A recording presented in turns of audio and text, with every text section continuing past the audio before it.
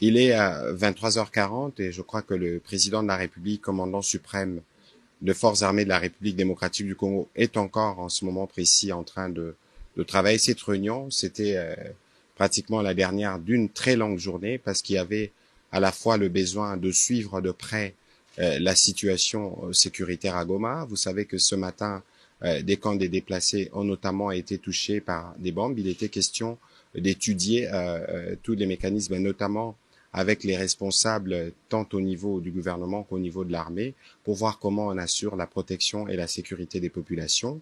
Parallèlement à cela, vous avez suivi qu'il y avait aujourd'hui la demande de la République démocratique du Congo, une réunion publique du Conseil de sécurité qui s'est tenue spécialement ce dimanche, où la ministre d'État, ministre des Affaires étrangères, a eu l'occasion de présenter la situation globale et c'est que la République démocratique du Congo souhaite.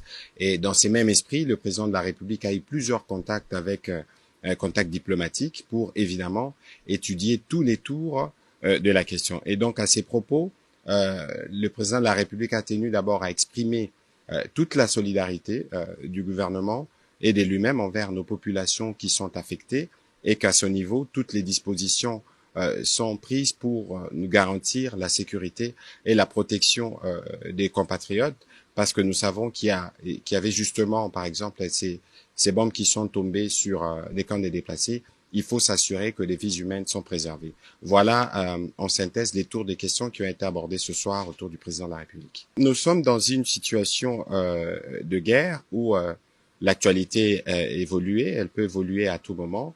L'idée ici, c'était de regarder qu'est-ce que nous devons faire pour assurer que nous avons protégé nos populations.